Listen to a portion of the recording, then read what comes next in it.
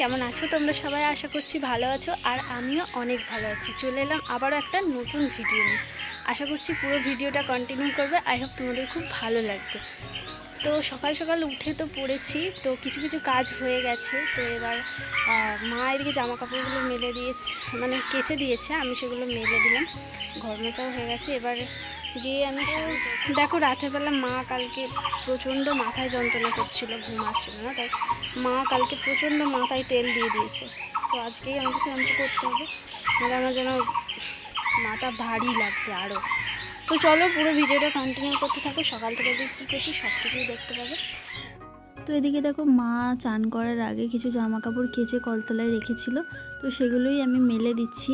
তো মাকে এখন অতটা কাজ করতে দিই না, আমি যতদিন এখানে থাকি প্রায় কাজ করেই দিই, আর আগেও করে দিতাম। তো তখন তো আর ব্লগ করতাম না, তাই না, সেগুলো যে ব্লগের মাধ্যমে দেখাবো। কারণ কি বলতো, তারও আগে কাজ করতাম না। তো আমার মায়ের পাটা কিছুটা ভাঙা, তো সেই পা খুঁড়িয়ে খুঁড়িয়ে না এখন আর অত কাজ করতে পারে না, বেশি কাজ করলে পা ফুলে যায়, হাঁটতে পারে না আর। তাই যতটা পারি এগিয়ে দিই। তার মধ্যে এখন বৌদিও বাড়িতে নেই, আর আমিও আছি এখানে। তো দেখো প্রথমে জামা কাপড় তার জন্য মেলে দিলাম, তো তারপর এদিকে ঘরটা মুছে দিচ্ছি ঝাঁট দিয়ে। তারপর মায়ের ঠাকুরকে জল দিয়ে চলে এসে তো মা এদিকে টিফিন করেছিল পরোটা আর আলু চচ্চড়ি। আর আমাদের তো এদিকে দেখো আমার চান খাওয়া প্রায় সব কমপ্লিট হয়ে গেছে। তো তারপর মা আজকে গেছে ও বাড়ির কাজে, মানে ও বাড়ির বাড়িতে মিস্ত্রি লেগেছে, তো সেই কাজ দেখতে গেছে। আর তারপরে এসে যাবে জামালপুর। তো তার জন্য মা বললো রান্নাটা আজকে তুই কর, আর আমিও বললাম হ্যাঁ তাহলে দাও, আমি করছি। আমি তো করিই না এখানে রান্না, তো তার জন্য আমিই করছি। আর রান্নাঘরে করিনি, কারণ এই কদিন এতটা গরম পড়েছিল, রান্নাঘরে রান্না করা যাচ্ছিলই না। তার জন্য এখানে একটা ছোট গ্যাস লাগানো হয়েছে, এখানেই রান্না হচ্ছে। আর আজকে দেখো বাইরে বৃষ্টি হচ্ছে, এই যে অতটা বোঝা যাচ্ছে না। আর আজকে আমি রান্না করব ডিমের ঝোল আর ভাত। আর কি করব দেখি, কিছু বলে নাকি দিদা আর কিছু করতে হবে নাকি। তো আর জলখাবারে খেয়েছিলাম পরোটা আলু চচ্চড়ি, খাওয়া কমপ্লিট হয়ে গেছে জলখাবারে। তো এখন আমি বসিয়ে দিয়েছি ভাত প্রায় কমপ্লিট হয়ে গেছে। এবার আমি তরকারিটা করব। তো এদিকে দেখো আমার ভাতটা ফুটে গেছে, আর একটুখানি ফুটলে আমি ভাতটাকে নামিয়ে দেব। তো বাইরে দেখো প্রচণ্ড বৃষ্টি হচ্ছিলো, তো আমি রান্না করতে করতে এদিকে বৃষ্টি দেখছিলাম। আমার তো খুব ভালো লাগছিলো, আর মনে হচ্ছিলো একটু ভিজি, কারণ আর আমি ভিজতে পারবো না, কারণ আমার একবার স্নান হয়ে গেছে, এবার ভিজলে আবার আমায় স্নান করতে হবে। তো দেখো বৃষ্টি পড়ছে, বৃষ্টি ভিজতে ভিজতে আমি এদিকে চলে এলাম আবার রান্না করতে। তো এদিকে আলু ডিম নিয়ে নিয়েছি, আমরা 5টা মানুষ, তাই 5টা ডিম এখানে আছে, সব মশলা পেঁয়াজ সব নিয়েছি, আর আলুগুলোও কাটবো। তো আলুটা আগে কেটে নিই, তারপর ডিমটা আলুটা একসাথেই সেদ্ধ করবো।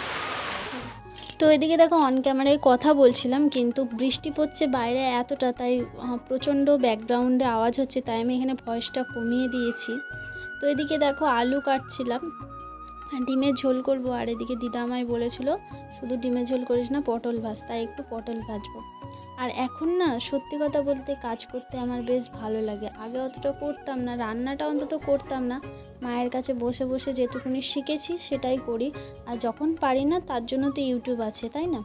তো কাজ করতে করতে কি বলতো, একটা কাজের প্রতি ভালোবাসা চলে আসে, সেটা কাজ হোক আর যাই হোক, একটা জিনিস করতে করতে সেটার প্রতি ভালো লাগা চলে আসে। ভালো না লাগলেও সেটাকে আমাদের ভালো লাগাভাবে মানিয়ে নিতে হয়। তো অনেকটাই কষ্ট করতে হয় জীবনে, না হলে কিন্তু সাফল্য পাওয়া যায় না। তো কিছু কিছু কষ্ট আমি কখনো কাউকে প্রকাশ করি না, অপ্রকাশিতই থেকে যায়। অনেকটা কষ্ট হয় আমার এখন করতে, কিন্তু তাও ভাবি যে এখন যদি আমি না করি, হয়তো ভবিষ্যতেও এটা করতে আমার আরও কষ্ট লাগবে। তাই মা আমাকে করতে এখন বারণ করে, কিন্তু আমি যতটা পারি আমি করি, কারণ আমি চাই না পরে ভবিষ্যতে হলেও তো তখন সেটা আমাকে করতে হবে, তখন হয়তো সেটা আরও বড়োভাবে আমাদের কষ্ট লাগবে।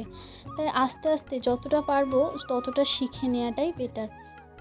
সেটা শিখতে একদিন হতো, সেটা কিছুদিন পরে হোক বা কিছুদিন আগে। তো এদিকে আমার রান্না সব কমপ্লিট হয়ে গেছিলো, আর খুব গরম করছিল, আর এই দইটা খেতে আমি খুব ভালোবাসি, তাই এসে আমি ঘরে ঠান্ডা ঠান্ডা দই খাচ্ছিলাম।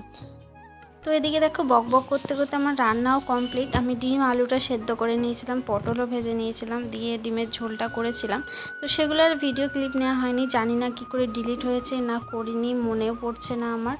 যাই হোক, আর কিছু মানুষ আমাকে বলেছিল যে আমি নাকি কিছু পারি না। তো তাদেরকে আমি বলছি হ্যাঁ আমি কিছু পারি না, আমি মেনে নিচ্ছি, কিন্তু আমি তোমাদেরকে একটা কথাই বলবো, আমি যেটা পারি বা ভগবান আমার মধ্যে যেটা দিয়েছে সেটা তোমার মধ্যে দেয়নি, আর কোনো দিন সেটা তোমরা পারবেও না।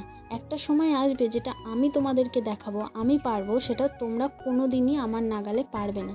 তো যাই হোক, আর বেশি কিছু বলবো না, যাকে বলেছি তারা ঠিক ভালোভাবেই বুঝে যাবে।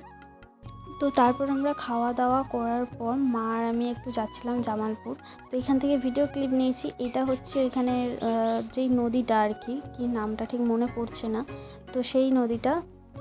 তো বাইরে যেহেতু প্রচণ্ড বৃষ্টি পড়ছিল, তাই মা আর আমি টোটো ভাড়া করেই গেছিলাম, আবার সেই টোটোতেই ফিরে গেছি। তো বাড়ি এসে তারপরে একটু খাচ্ছিলাম চা, কারণ এতটা এসেছি তো মাথাটা কেমন যেন ধরেছিল। ভাবলাম একটু চা খাই, একটু নিজেকে ফ্রেশ লাগবে। তো আমি যদিও অতটা চা নেশা নেই আমার, কিন্তু যখন মাথা ধরে আর কি খুব খেতে ইচ্ছা করে তখন একটু খাই। তো এই ছিল আজকের ফুল ভিডিও। ভালো লাগলে একটা লাইক কমেন্ট শেয়ার করে দিও, আর সাবস্ক্রাইব করতে ভুলো না। ফিরে আসছি নেক্সট কোনো ভিডিও নিয়ে। ততদিন তোমরা ভালো থেকো, সুস্থ থেকো, টাটা।